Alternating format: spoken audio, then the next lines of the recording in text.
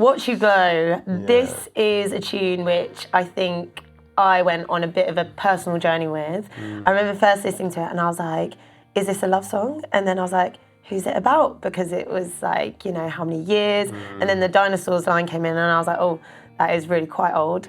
And then I realised it's obviously, it's an ode to the sun, isn't it? Yeah. Nature has been such a huge influence on you, the whole album. And so now you have a song called Watch You Glow. It's so catchy. I've been catching myself singing everywhere and it just brings this heat, this warmth and this energy. And so it makes perfect sense. It is about the sun. Talk to me a bit about it from your perspective. Yeah, well, firstly, it's lovely to hear you say that. It really, warms my heart. So yeah, I mean, it's about the sun. It's a love song to the sun, really. Yeah. And you know, the passing of time, and you know, there's a line in there about scaling mountains. I'm an adventurer as well in other parts of my life, and so I just, you know, the amount of times I've been in different environments in different parts of the world, or climbing mountains and watching the sunrise, and just wherever I go, it's my constant. You know, for eons before science, you know, in most parts of the world, the sun was God. That's what people thought, and in a way, it is, in the sense that it's this life-giving energy that enables everything to be, you know, in our existence. And then, you know, the dinosaurs is just to think that that's the same sun that was traveling around the world when the dinosaurs were there, and it will continue on for however long it exists. I've seen a clip of you singing this on the guitar. You're in a tent and it's 4,000 meters above sea level. I can't remember what mountain it is. Mount Kenya.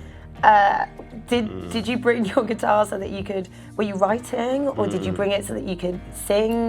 Does it come everywhere with you? I try and take my guitar everywhere I go, and showing that I would willing to take it up Mount Kenya shows how far I'm willing to have my guitar with me.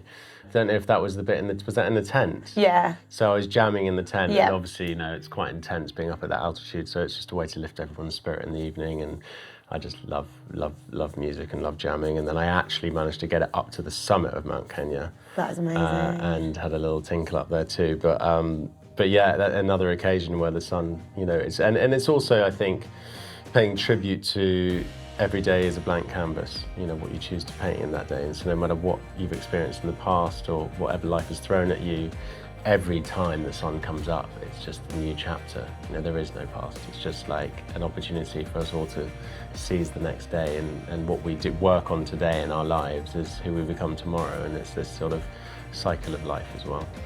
There's also this sort of anthemic build that kind of comes with it, and I put that it's Coldplay-esque as well. I feel like, it is something that kind of sounds like it's maybe influenced by them, or, you know, something that they could, her son Chris Martin could be singing as well, and it kind of feels like a sunrise. Is that what you meant for it? Yeah, well, I think that's my favourite part of the song. Is like, because it's quite rhythmical and it's quite samey, but I wanted it. I didn't want to kind of make it go all over the place. I wanted to take this space where it's building and building and building, and then the bridge kicks in. You know, there is stardust in the skies, you make me light up, you make things brighter. It's just this like moment where you're just like, oh yeah, and that actually the part of the song, although it's really freaking high, and it's and it's when I sing those bits, I'm a bit lower. Yeah, fair enough, whatever works. But that bit for me is like the bit I'm really excited to get to sing, because it's just like this, like, as an artist and as a singer, the sweet spot is when you're completely meaning what you're saying, and when you're connecting from here, and for that bit in the song, it's just, I'm just so in tune with the lyrics, and I'm so in tune with where the music goes and the tribute of the song. I feel like I'm just really in the moment with it, and that's really lovely.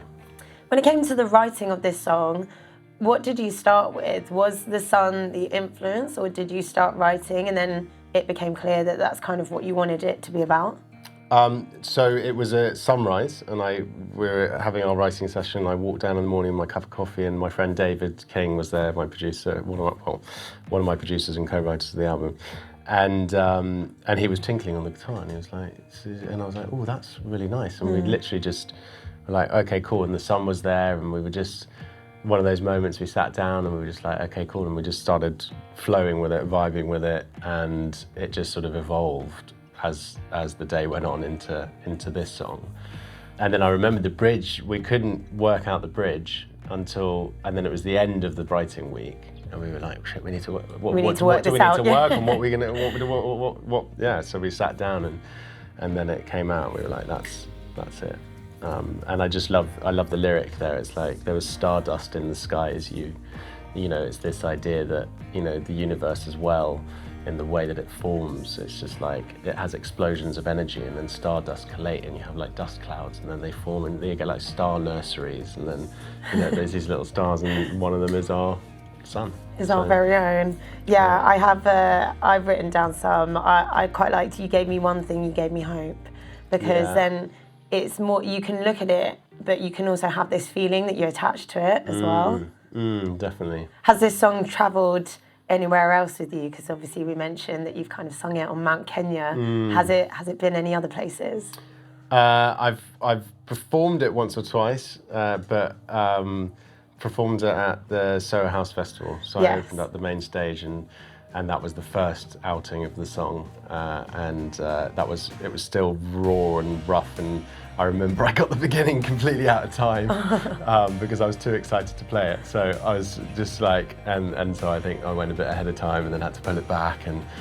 But that's part of the process as I'm learning. Is I'm a through and through songwriter who's having to learn the skills to be able to perform the songs, and the minute you stand on stage, you're not a songwriter, you're a performer. It's different, isn't it? It's a completely different skill set. Recording, writing, and performing are all completely different processes, aren't they? Definitely, and that's the learning curve. But for me, I'm so dedicated to writing that I really want to share my songs, so I'm sticking myself through the process of getting there. Every performance will be different, and hopefully you'll get something different from it each time. But no, this is definitely one that's always stuck in my head. Good, thanks.